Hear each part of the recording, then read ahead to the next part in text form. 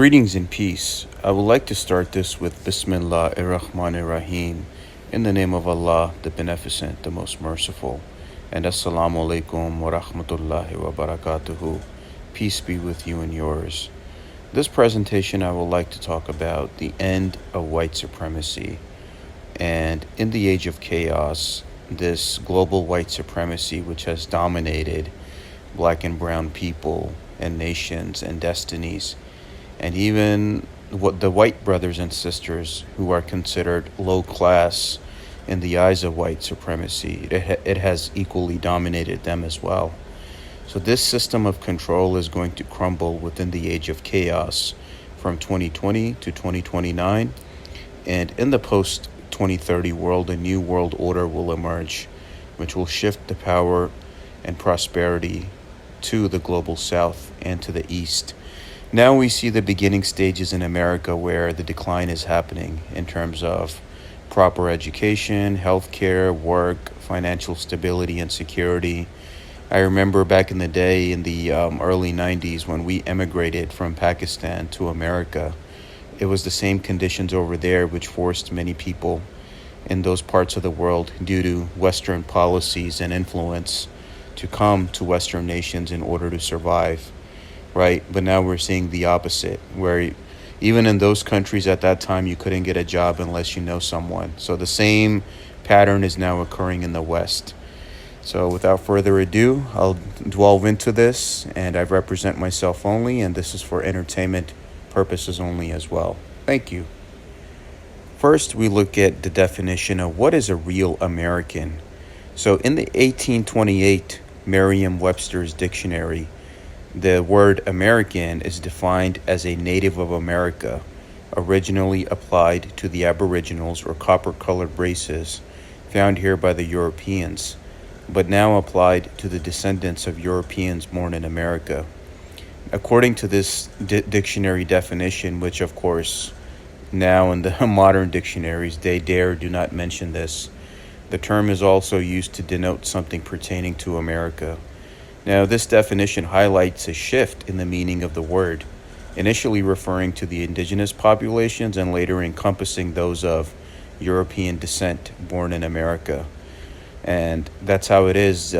Your so-called Hispanic, Latino people, that's a colonial term. Those people are indigenous to North and South America. They were already here. They didn't come from anywhere else. So this is what we're talking about. If the people in charge now are worried about what's a real American, here I described it for you, and you are not it, the MAGA and all of these other racists that are out there. The global breaking point. The world isn't collapsing from random chaos. It's erupting under the weight of centuries of built-in injustice. For too long, a myth rooted in racial supremacy has held the global order hostage. Wars, pandemics, economic crashes, these aren't isolated events. They are the inevitable results of an unjust system that places some lives above others. Today, that lie and mask is unraveling. Now, the idea that white lives, white nations, and white interests matter more is a deeply embedded lie. It has shaped policies, wars, and entire belief systems, building a hierarchy that justified colonization and systematic inequality, a lie at the core. For over 5 centuries, 500 years, white European powers, though less than the 10% of the world's population, have dominated through colonization, genocide, and control. This rule wasn't accidental, it was strategic, violent, and global. Now, these people, they didn't just conquer, they reconstructed the truth. Maps were redrawn, cultures erased, histories rewritten, all to uphold the illusion of European superiority while burying the dignity of the colonized. I mean, my home country of Pakistan, right? The Radcliffe Line that the British did in India and Pakistan, the partition, and so many lives were affected because of that. So, white supremacy has a lot to answer for.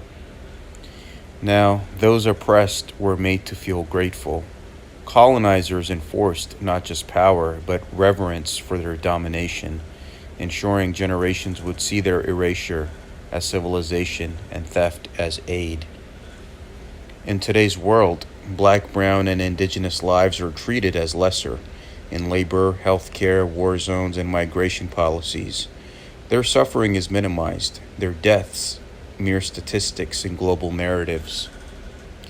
Many post-colonial nations remain under the shadow of white power.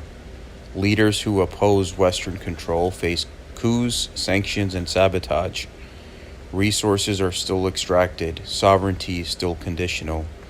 I mean, it's quite obvious, anywhere where the British and French were holding colonies, those colonies are still subservient to them because it's easier to control a slave when you tell him or her you're free.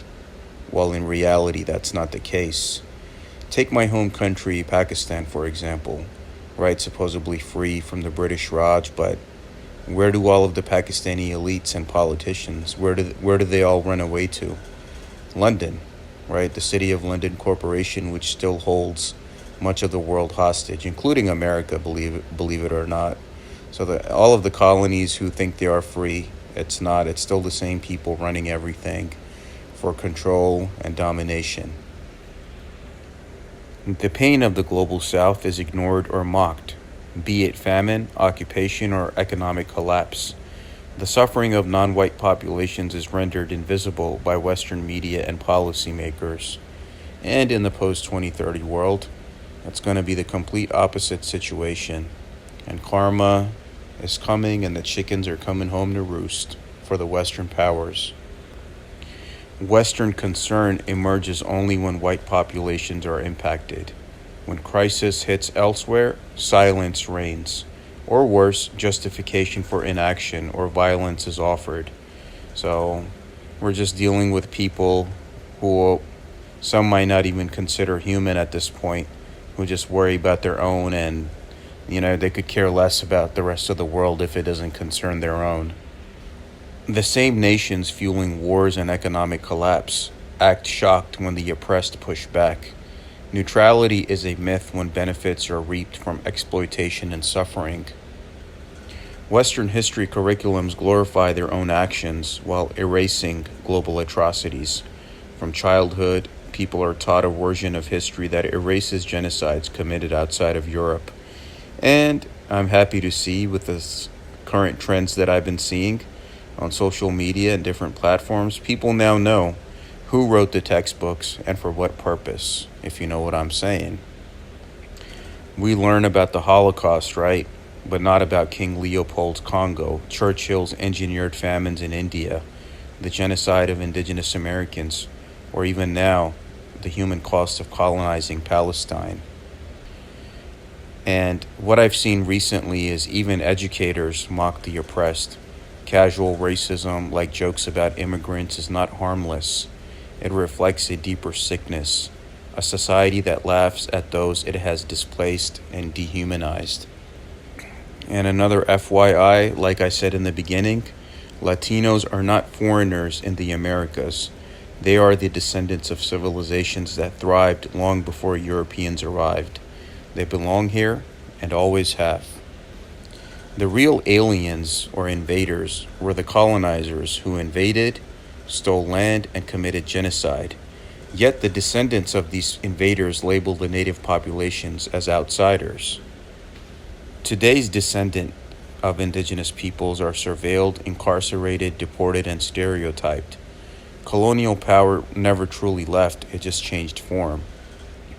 Now, as I always stated for those that watch my videos, that the world is entering a period of upheaval, not by accident, but by necessity, the age of chaos, from 2020 to 2029. This chaos is the breakdown of a world order built on lies and racial supremacy. And yep, every dog does have their day. Now, the global awakening we're seeing today is that Africa, Asia, Latin America, and the Middle East are no longer silent. The oppressed are organizing, reclaiming history, resisting colonization, and forging global solidarity. The Western Empire is losing its grip. In desperation, it turns to censorship, militarism, and disinformation. But the illusion of control is fading fast. History was written by conquerors, but the future will be written by those they tried to silence. The age of Western supremacy is ending. A new world is rising. My friends, I thank you. I hope you benefited from this. And here are some reading materials and references that I recommend you check out. I hope it helps you. Thank you as always. If any questions or comments, please email me at salmansheikh911@gmail.com. And again, all my videos are for nonprofit, education, fair use, for the purpose of awareness, education, and nonprofit. Thank you so much.